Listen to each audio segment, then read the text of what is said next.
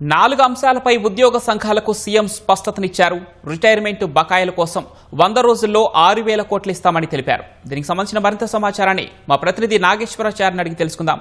చెప్పండి నాగేశ్వరాచారి, ఉద్యోగ సంఘాలతో సీఎం సమావేశానికి సంబంధించిన తాజా సమాచారం ఏంటి?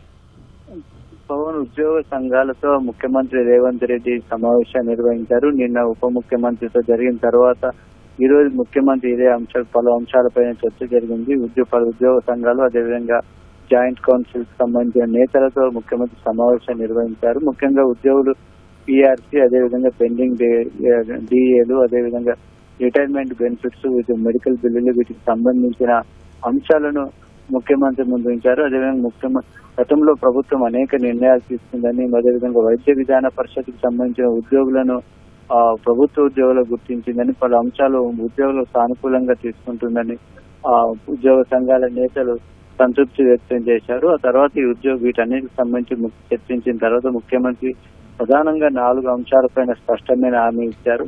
ఉద్యోగులకు సంబంధించి వారు విశ్రాంత ఉద్యోగులకు సంబంధించి రావాల్సిన ప్రయోజనాలు వాటన్నిటిని కూడా 100 రోజుల్లో చెల్లిస్తామని హామీ ఇచ్చారు. 100 రోజుల్లో సుమారు 6,000 కోట్ల రూపాయలు బకాయిలు చెల్లించాల్సి ఉంది ప్రభుత్వం. 6,000 కోట్ల రూపాయలను 100 రోజుల్లో చెల్లించేందుకు తమ కార్యాచరణ చేపడతామని ముఖ్యమంత్రి హామీ ఇచ్చారు.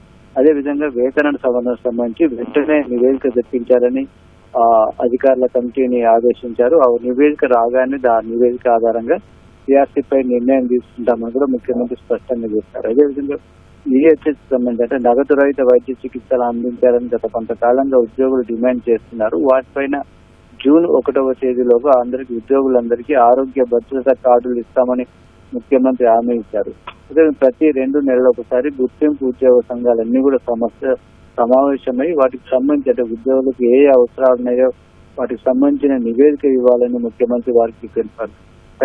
ప్రభుత్వం ఉద్యోగులతో ఫ్రెండ్లీగా ఉంటుందని, ఖచ్చితంగా వారి సమస్యలన్నింటినీ సానుకూలంగా స్పందించి తగిన నిర్ణయాలు తీసుకుంటారని ముఖ్యమంత్రి మరోసారి హామీ ఇచ్చారు. ఎందుకంటే ప్రభుత్వం ఏ కార్యక్రమాలు చేపట్టినా కూడా ఉద్యోగులు భుజాన వేసుకుని కార్యక్రమాలు అమలు చేస్తున్నారు. ముఖ్యంగా సంక్షేమ పథకాలను ప్రజల్లోకి తీసుకెళ్లడంలో ఉద్యోగులు కీలక పాత్ర పోషిస్తున్నారని ముఖ్యమంత్రి అభినందించారు. అదేవిధంగా ప్రభుత్వం కూడా మొదటి నుంచి ఉద్యోగులకు సానుకూలంగా ఉందని, తాము అధికారంలోకి రాగానే ప్రతి నెల 1వ తేదీన వేతనాలు అందే విధంగా చర్యలు తీసుకున్నామని, ఈ 2 ఏళ్లలోనే 67,000కు పైగా ఉద్యోగాలను నియామకాలు చేపట్టడంతో పాటు పెండింగ్ లో ఉన్నటువంటి టీచర్ల బదిలీల వంటి అనేక సమస్యలను కూడా పరిష్కరించామని ముఖ్యమంత్రి కూడా చెప్పారు. అదేవిధంగా ఉద్యోగ సంఘాలు కూడా ముఖ్యమంత్రి గాని ప్రభుత్వం గాని ఉద్యోగులకు సానుకూలమైన నిర్ణయాలు తీసుకుంటున్నాయని కూడా పేర్కొన్నారు. మొత్తం ఈ 4 అంశాలపైన మాత్రం ప్రభుత్వంకి స్పష్టత ఇచ్చింది.